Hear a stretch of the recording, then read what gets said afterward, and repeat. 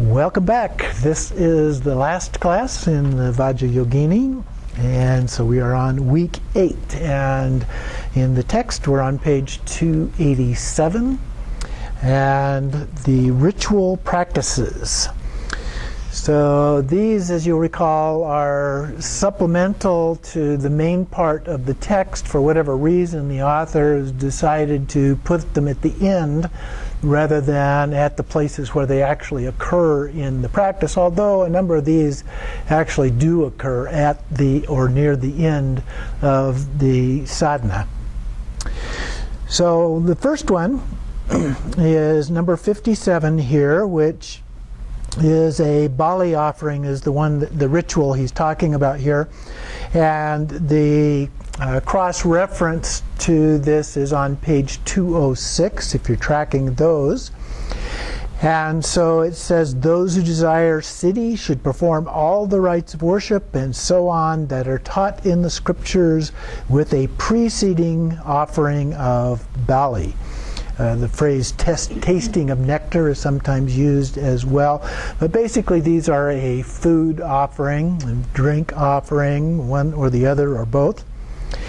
So then number 58 is, verse 58 is referenced on page 208, the description or explanation of this. Since it is held that the bali should be offered by one engaged in deity yoga, the ritual of offering bali is taught here after the teaching union with that deity and not before it. So reasoning for why it's after the actual generation of the deity, so that you've already completed that part of and there are bali offerings that are made sometimes at the beginning of a practice, early in the sadhana, and sometimes after the main part of the practice, toward the end of the sadhana. So they get done at different places. In some cases, there's even multiple ones that occur. Moving on to page 289. This is the text number 35 here, and it's also referenced on page 208. So in that bali ritual, the tasting of nectar with the bali is taught as follows. So verse 59 is referenced on page 209, as well as figure 34 helps explain a little bit more of this. So the practitioner should visualize a bow-shaped wind mandala arisen from the black yam, above it in the center a red fire mandala as the transformation of Ram. So this is related to the Ram Yam Kam that we often hear, that is done in offerings, where Ram is fire, Yam is wind, and Kam is water, that are used to then do the purification before the offering is actually made. But if you look at page 209, so we'll just skip back to that for a moment. At the bottom of the page is where we have that image of the symbolic image of the base. And so the image, which is referred to here as a bow-shaped wind mandala, is the one at the very bottom. It's a half circle, basically. And then the other parts are above that. We have the three skulls, and a triangle is the base, and then the main skull, and then the nectar in that. And above it we have the inverted, what's that called? Katvanga. Inverted Katvanga. And so with the Vajra at the bottom, it's actually on top. Again, this one only has 2 skulls. The typical ones have 3. Then it doesn't really show very well, but there is a double Vajra above that in the inverted order, and then a vase, a wish-fulfilling vase, and then below that has a wrap of some fabric, and what is wrapped around it or hanging from it varies a little bit from one to another. Going back to page 289 then. So that's what is described in the text. It only has 2 of those 3 the Ram and the Yam. It doesn't have the Kam listed there. We go to verse 60 now. We're also still on page 209. You should visualize the white skull bowl generated from above a hearth. The hearth is the fire coming up from the triangle there with the three skulls as a support. That has been fashioned from three heads and then produced from the three Kam syllables. So that also is very similar to this one that we use in our ritual, which has the triangular base. It has the three heads. It's got a symbolic form of fire blazing in between each of those skull heads. And then on top of that, we have the skull bowl. And this one, of course, has a lid on top of that as well. Okay. So then verse 61 on page 289, in the skull bowl he should visualize the 5 nectars and so on produced from the seed syllables Om, etc., which are discussed down below here. He or she should see them presided over by those same syllables in their alphabetic form and read, etc., in color. So Om, etc., means Om, and then in some cases boom, boom. And then Am, Dri, Kam, Hong, which represents then we have the 5 Buddhas and the 4 consorts here. So the Om and then Am, Dri, Kam, Hong would represent the 5 Buddhas, 5 Buddha families. Lam, Mam, Pam, Tam, there's only 4 of the 5 which would represent the consorts, and in here it refers to the 4 consorts. So I'm not sure why the other one is not included there, but maybe the boom boom is intended to, the boom is actually one or the other, 2 different ways of pronouncing that. That would represent the rest of the package, if you will. So it has 10 syllables with the Om, and so then the 4 consorts that are referred to are Lochana, Mamaki, Pandara, and Tara. So the first part, Lam, comes from the La part of Lochana. And then the Mam from Maki, and then the Pam from Pandara, and then the Tam, we have Tara. So those are the things that are being represented there. The one that's missing there is Datvishvari, who would be in the center, the consort that would be in the center, which is sometimes represented as white Tara. And so anyway, that's the list there, namely Om plus the seed syllables of the 5 Tathagatas and the 4 mother goddesses. And then verse 62, and the previous one and this one, 61 and 62, are both represented on page 210, discussed on page 210.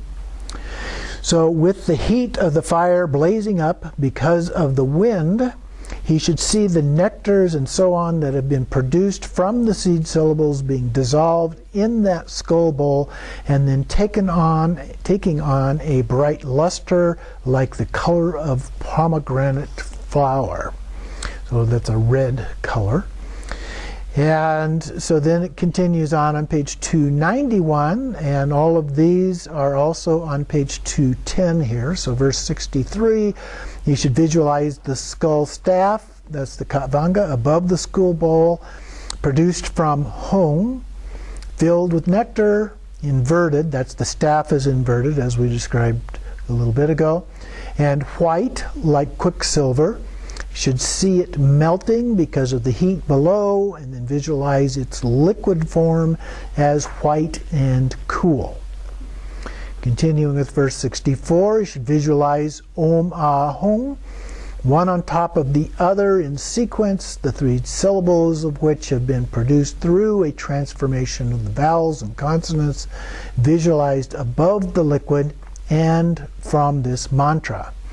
And then verse 65, he should emanate the circle of deities and then fulfill the aim of all beings. He should see the circle of deities dissolve and enter the three syllables dissolve and enter the nectar. And then in 66, finally, he should see the liquid nectar empowered by the three syllables. When this has been produced, he should offer the bali according to the following method. So that's the visualization leading up to the actual offering there, and it's similar to the way that it is done in a lot of other variations on this. And so then we have the commentary, paragraph 36. He should draw down the circle of deities with the flame hand gesture, which you'll recall before the flame gesture was the triangle with the thumbs and index fingers held up and circled around and so forth.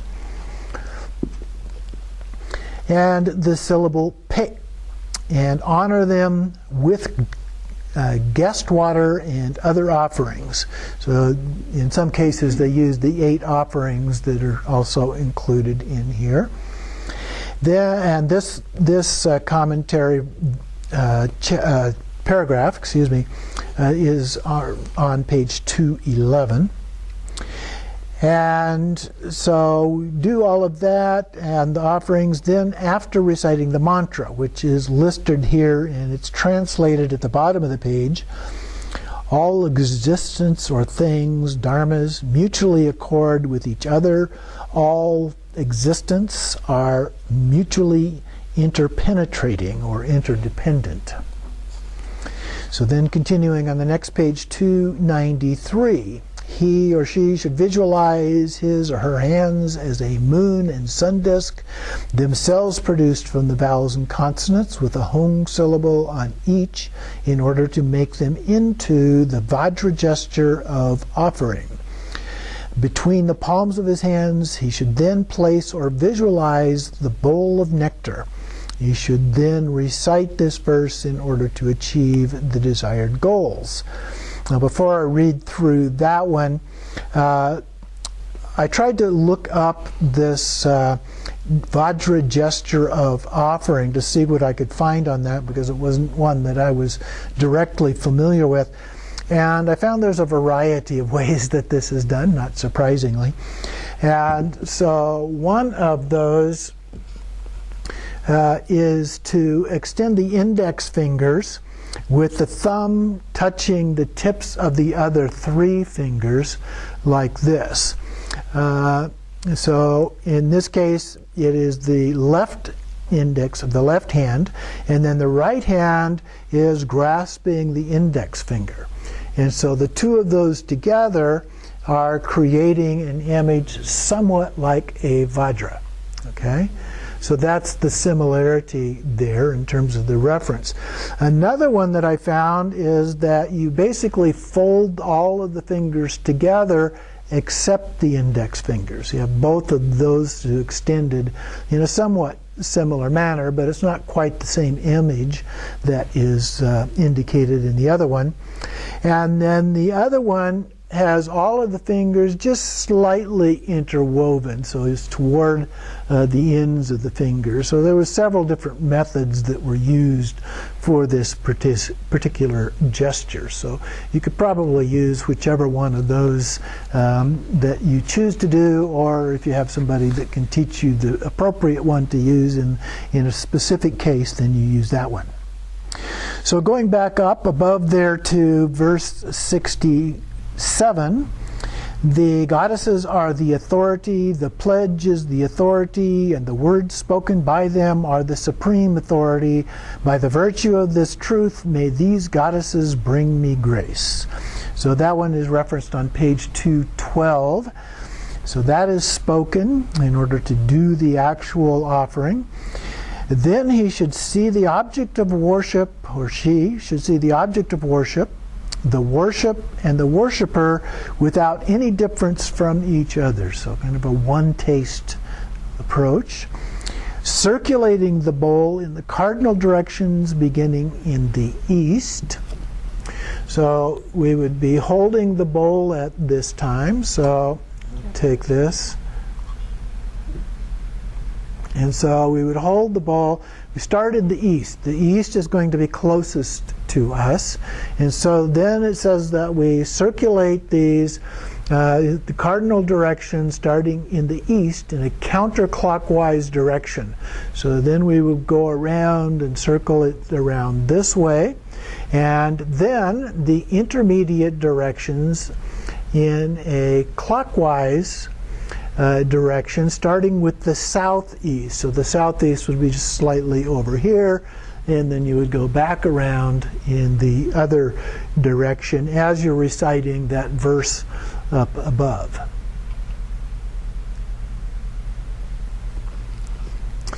Then you offer the nectar to the deities whose tongues should be visualized as white vajras produced from hongs, and then he should do this while reciting the two mantras below. So we visualize that the tongues, being shaped something like a vajra, are dipping down into and sucking it up through that, kind of like a straw, making it like a straw, and sucking it up and taking the offerings. So we recite the two mantras. They're the ones down below this. Here is the first mantra for the 24 goddesses of the sites. This is all continued on page 212. So starting with Om, Kara, Kara, Kuru, Kuru, and so forth. We go through all of that. It continues at the top of page 295. And this mantra is to be recited once. And then this mantra, and this is a second mantra for the 13-fold mandala. Om Vajrayogini Ho Ja Hong Bam Ho Vajrayogini Samayas Vam Drishya and Ho. And so having recited it once, twice, 3, 4, or 5 times, offer the nectar. Then having performed the sipping of nectar, then recite the verse below in order to gain siddhi. So this one is referenced on page 213. O ye who are equally conjoined to existence and to quietude, by whom the obstacles of conceptualization have been broken regarding all existing things as like space, because of the state you have realized, the oceans of whose hearts are filled with the water of extreme compassion, pray, goddesses, bestow immeasurable compassion upon me. So that concludes that part of the offering. And then we go to page 297. This is referenced on page 213 and on a little beyond that. Then circulating the bowl as before, so we do the same thing, go first in the counterclockwise, in the cardinal directions, starting in the east, and then the intermediate directions clockwise. We utter the mantra twice or thrice. Offer the nectar to the protectors of the quarters who are in the 8 cremation grounds. So this assumes then that you're doing at least the 13 fold mandala in order to have the cremation ground figures there. And then this is the mantra for the protectors. This is translated at the bottom of the page, the first of those 2 references there. Eat all yakshas, demons, spirits, hungry ghosts, pishaka demons, madness demons, epilepsy demons, dakas, dakinis, etc. May you accept this bali. May you protect the pledge. May you grant me all cities as you like it, as you want it. Eat, drink, savor. Do not transgress your pledge. May you be my helpers so that my experience of excellent bliss may increase all-encompassingly.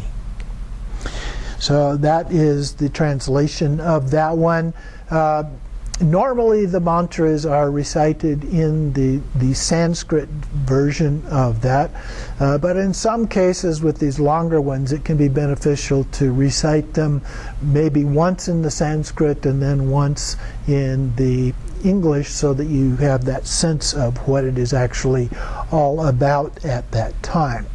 And here it does say to utter the mantra twice or 3 times. So you can do that. Sometimes lamas will have you recite it at least once in the Sanskrit, and then if it's 2 or 3 times, then it's done in English after that. And then continuing right below the Sanskrit version up above, with this, the protectors of the quarter should be seen gratified and thus granting siddhi to the meditator.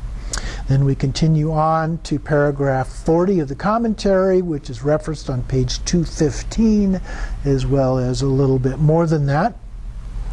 Next, having given the betel, recall we talked about that previously, and so on, to those deities and protectors collectively, he or she should make the signals using hand signs, and then he should first recite this mantra, ringing the bell with his left hand in order to fill out omissions or to counteract additions in the right.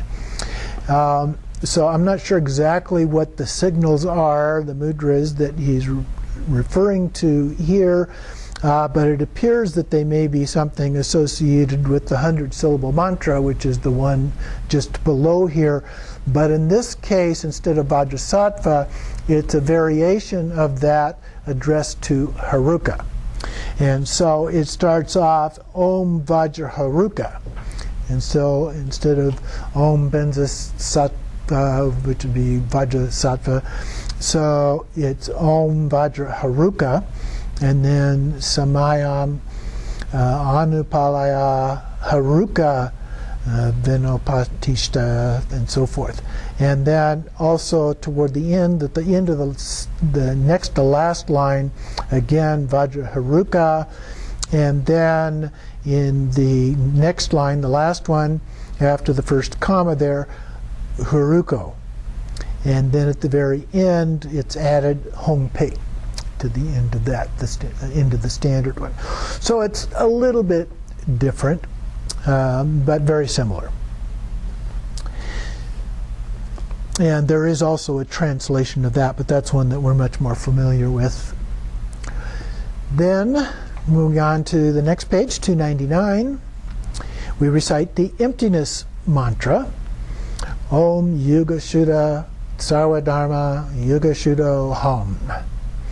And so then we gratify the deities with the lotus turning gesture, which we've done before, but here it's talking about doing this one with the Vajra and bell. So the bell is held in the left hand and the Vajra in the right hand. And then the lotus turning gesture, so you basically have to hold them with your thumbs in order to do that.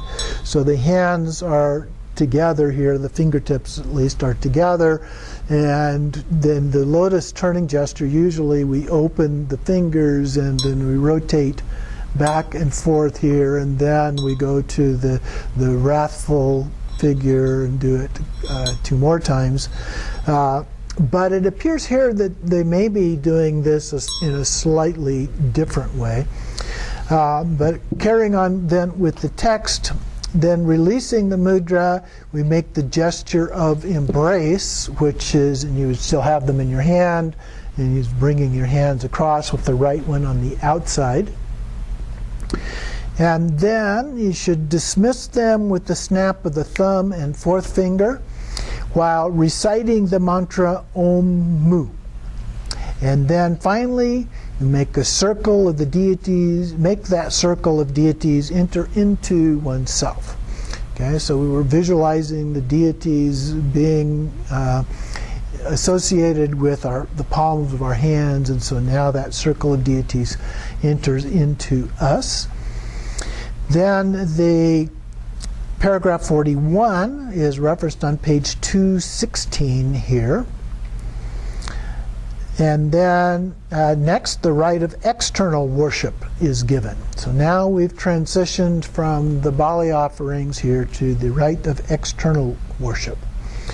The yogin in union with the chosen deity should rise up before sunrise, then having placed his left hand on a pure spot. Now this would be referring to a spot on the ground here, so we're purifying the location. And having recited the set of 4 mantras beginning Om Sumba Nisumba, and that is on page 233. So the mantras are previously listed there. Then he or she makes a mandala of a triangle with a circle inside using a pill composed of 5 nectars, the fragrant powders, and so forth. That's a dutsi pill. And then composed of, I did that, and then, or if the full range of substances starting with the 5 nectars cannot be found, using a paste mixed with just one of them, or with cow dung. The 5 nectars are feces, urine, blood, semen, and marrow. So normally we do some kind of a substitute for those. So then, having traced a red lotus in the center of the mandala within the triangle, he should install on the pericarp, the center part of that, the red lotus, within the mandala, a bam or vam syllable, which he should visualize as having emerged from his or her heart, having then drawn down the goddess in her wisdom form. And this is the visualized goddess, with the rays from that seed syllable having made her enter into the Bam syllable. He or she should visualize her transformed out of that Bam. And so continuing in paragraph 42, which is referenced on 217.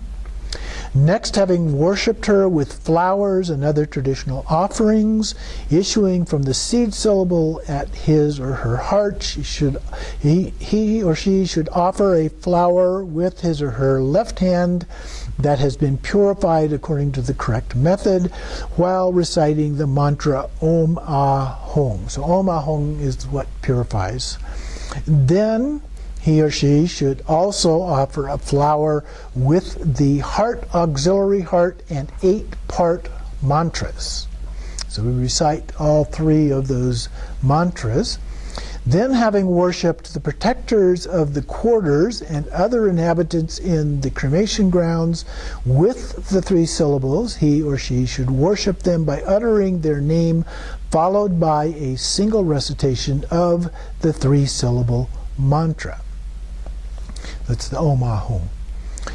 Then in paragraph 43, which continues on page 217, next, according to the method of the hand worship to be described below, he or she should offer a flower to the deities placed on the left hand in their respective positions with their respective mantras, Om, Ha, etc.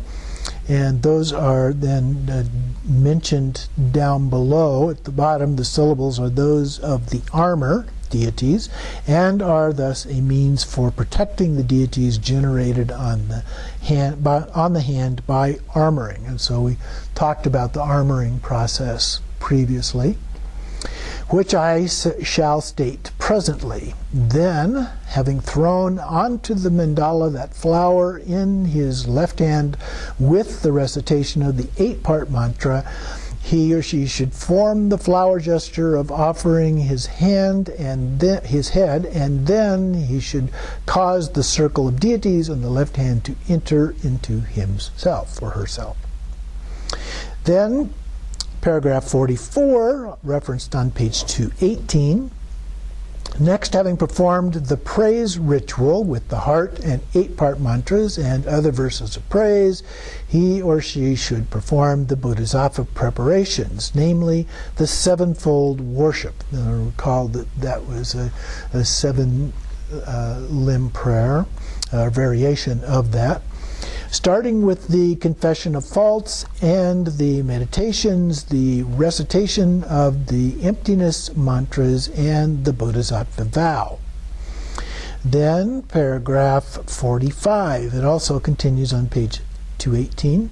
And having performed these, he should recite the 100-syllable mantra in order to fill out omissions or to counteract additions in the rite. And that's one of the reasons that the 100-syllable mantra is often repeated at the end of a practice is, okay, if we made any mistakes, let's purify all of those mistakes as a part of that. Then to the accompaniment of the mantra recitation, the emptiness mantra, O Yogeshwara Sarvadharma Yogashuddho Ham. Gratify the deities with the lotus turning gesture once again. Then, releasing that mudra, we should make the gesture of embrace, and having given a snap of the thumb and fourth finger, dismiss them with the mantra Om Mu, just as we did before, while touching the ground, and then make the goddess enter into himself. Then finally erase out the outline of the mandala. Along the same lines, he or she should infer for him or herself the sequence of worship for the deities in the second, third, and fourth meditation stages. So we add in the additional parts there depending on the number of stages. Going back to 301 at the very bottom of the page there, we talked about the lotus turning gesture. And I mentioned just a little bit ago that the lotus turning gesture may be a little bit different than what I was describing. And it refers to it here as the Kamalatvarta Mudra. And that you could find on page 215. So I'd like to go back to that just a moment, because it appears that this would be the variation that it is referring to. And this is at the very bottom of the page 215. The last three lines, it mentions the turning the lotus gesture, and it has the same thing, Kamalavatara Mudra. So for this gesture, the sadhana holds a vajra and a bell, as we did, in outstretched fingers and revolves them with a fluttering motion, a dance that resembles a blossoming lotus stirred by the wind. This description is a little bit different, because it looks a little bit like the flame gesture where you're holding in your hands, but you're kind of fluttering your fingers and moving them about. So that's not entirely clear. There is another gesture that it may refer to in which you take the hands and go back and forth this way, and that may be the one that is being referred to here. The descriptions are not entirely clear. So going back then to page 301,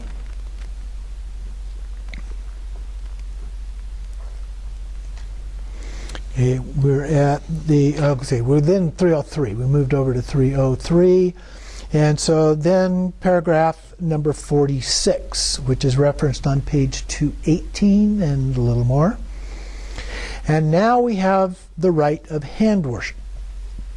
So this is an additional practice that we saw before. And this is explained. The mantran, who is unified with his or her chosen deity in the festival mandala, and here she uses the word Gana mandala, but it mentions in the note that this is often used as a substitute for Gana chakra, or tsok, and so forth, should place the mantras on the 6 places of the hand. So we looked at this previously: the thumb, first finger, middle finger, fourth finger, little finger of the left hand, and on the tips of their nails. And so if you recall, what we did was we were looking at this, at the whole hand, and so we started with the thumb, and then we went, I think it was with the ring finger, and we touched the tip of each of those, and then we brought all of them together and went over the nails. Okay, so that was the 6th of those 5. And so it says and goes over those 5 fingers, and then on the left hand, and then on the tips of their nails in sequence in the form of the Buddhas, Vajrasattva, Vairochana, Amitabha, Akshobhya, Ratnasambhava, and Amoghasiddhi. So we, in addition, adding the Vajrasattva and then the other 5 Buddha families, with the colors of pure white, red, black, yellow, and dark green. And then it gives the mantras there. So Om Ha is on the thumb, Namahi is the first finger, Soha Hong is the middle finger, Bao Shat would be the ring finger, and then Hong Hong, the little finger. Oh, it's Hong Hong Ho is the little finger, and then Peit Ham are the nails. But in the hollow of the palm, having meditatively produced the red 5-petal lotus all at once, you should see at the center of its pericarp, at the center of the flower, the red Om Mam as Vajravarahi in the eastern, northern, western, southern, and southeastern corner petals. Accordingly, he should see the syllables Hom Yom, Ham Yom, Hrim Mom, Hrim Hrim, Hong Hong, and Peit Peit. So there's 5 pairs there. In the form of the remaining 5 armor goddesses, Yamini, Mohini, Samchalini, Samtasini, and Chandika. They are blue, white, yellow, green, and a smoky gray color. On the back of his hand, underneath, so you've got the palm of the hand where these things are being done, the other palm of the hand here, then it's like the hand is transparent. That on the other side of it, if you were to look at it, you can then see, as a result of this, very clearly the mirror image of these seed syllables on the palm of the hand, or alternately the 3 circles of the mandala with their mantra deities.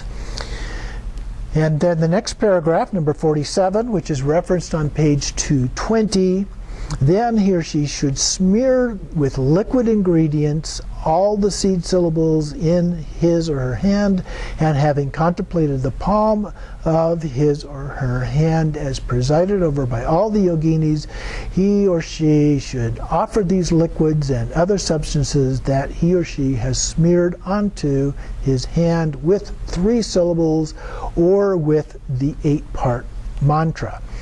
Now, again, it doesn't give detail about the smearing of these things, but one of the common ways of doing that is with the ring finger, of dipping that in and then smearing that on. So that would be my initial guess at how that might be being done. And then do that with the 3 syllables or with the 8-part mantra. Then paragraph 48, then having worshipped the deities and having recited the 100-syllable mantra in order to make good any defects or deficiencies or excess in the rites, he or she should entreat the goddesses in order that Vajrayogini may preside with the verse beginning, the goddesses are the authority, the Samaya is the authority, and so forth, from verse 67, which is on page 293, the indented paragraph there. Then we place the substance on the hand into the other offering substances or into another vessel, then smearing himself or herself with the liquid still stuck to the hand, which has been daubed by the left 4th finger, hence what I was referring to before, onto the heart, tongue, and head, while pronouncing the syllables Hum Ah Om. So in the reverse order, normally we do Om Ah Hong, but here we do Hum Ah Om. Then we have the firm conviction that the mass of deities on that hand has entered into him or herself. Know that this ritual is that which has been taught in the Yogini Samchara Tantra. So she's pulling some of these things out of other sources that are not necessarily in the actual text. And you can tell partly because of the lack of the actual root text verses here. They're all commentary paragraph numbers. So continuing on that, so we are on page 307 and paragraph number 49. And that is referenced on page 220. Alternately, we have a simple, somewhat simpler version here, not a lot, but a little bit, with the fourth finger of the left hand, which has been purified according to the rite described above, using wine, made pure according to the correct rite, the Omahong. You should trace on the ground in the counterclockwise direction a triangular mandala. Then in the center of that triangle, see Vajrayogini produced from the seed syllable emanated from the heart, beautified by the 8 cremation grounds around her, being the deity. Then he or she should offer this goddess food and so on that has been generated in the form of the 5 nectars and so on, with the recitation of either the 3 syllables or the 8-part mantra. Then, having taken with the fourth finger and thumb, so the 2 of those together, the substance in the skull bowl or other vessel, that is the wine that has been turned into nectar. We gratify the goddess with it with the simultaneous recitation of the 3-syllable mantra, Omahong, the heart and auxiliary and 8-part mantras. And we satisfy the deities in the cremation grounds, the protectors of the quarters, with the 3 syllables. Then continuing with paragraph 50, having worshipped her thus, he or she, that's us, should first recite the 100-syllable mantra in order to make good any defects of deficiency or excess in rites, and then having prayed to the goddess as before for the deities to preside, he or she should gratify her with the lotus turning gesture once again and reciting the emptiness mantra. Now, the as before mentioned in the middle there is a reference to page 293. So you can go back there and get it. So we recite the mantra again here, the emptiness mantra, Om Yoga Shuddha Sarva Dharma Yoga Shuddha Ham. Then we continue on page 309. Here then, we dismiss the goddess first by withdrawing and making the gesture of embrace. And then giving 3 snaps of the thumb and fourth finger, and with the syllables Om Mu. And we then make that goddess enter into ourself.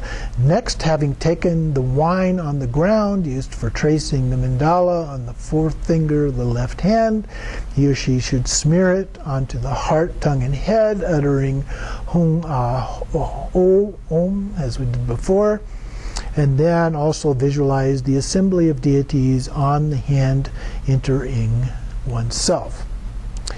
In the same way, we worship the deities in the second and in the third and fourth meditation stages using the mantras of each. So those longer stages can be done as well. Then paragraph 51 here, next the practitioner should make oblations to the goddess who is visualized standing on the pericarp, on the lotus own navel, engulfed in flames, and with a white vajra tongue, which is visualized transformed into the white syllable Hong. And then there's a note inserted here, the practitioner understands Rashana as his right hand holding the ladle, and Lalana as the left hand holding the oblation vessel, and the navel as the avaduti, as the fire pit. And this is the rite of internal oblation. Next, paragraph 52 then, we have the mantra Om Chitta Vajra Di Sime Mam Balim Hong Hong Hong Pe Soha. With this mantra, we should go outside and make the deity the leftovers, then preside over the leftover bali. So we do the leftovers are taken outside and given for those deities. And then on page 311 we have the cremation ground ritual. Now the cremation grounds are taught as indicated above in verse 16. That's on pages 149 to 150. And so now we're getting back into some root verses here, number 70, and these all are on page 223. Very abbreviated form of that. And so number 70, in the eastern, northern, western, and southern direction are the cremation grounds, and it lists the names. And 71, in these cremation grounds there are the trees, and the names are also listed. And known that Indra and so forth are the lords dwelling in the area of the east, northwest, and south. And then in 72 we have a list here of the serpents or nagas that are also associated with each of the charnel grounds.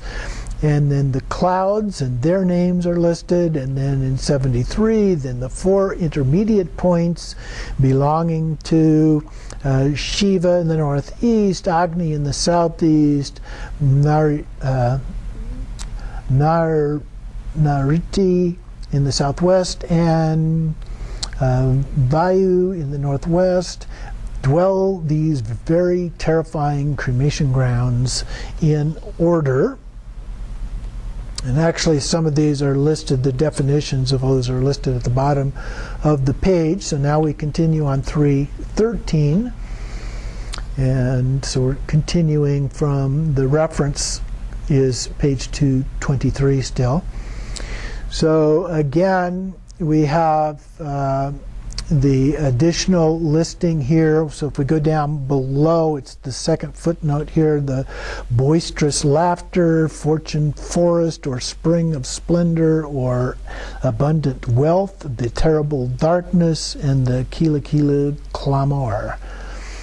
And then number 75, verse 75, we have the trees, the triple banyan, the glorious creeper, and then we have Shiva, Agni, Nariti, and Vayu as lords of the intermediate directions. And then 76, we have the nagas, repeated again here.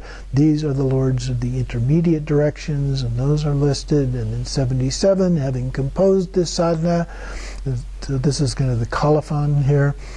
I have accumulated merit that is as fair as the rays of the autumn moon. By it may all beings with the entire faults of conceptualization destroyed attain the state of the glorious Vajra goddess. Here ends the sadhana of the glorious Vajravarahi. It was written by Pandita Mahopadhyaya Umapati Deva, our author. The first two, those are titles. So, having completed all of the ritual descriptions and their reference lists, because you almost have to go back and forth to get the complete ideas between those, we are going to take a little break.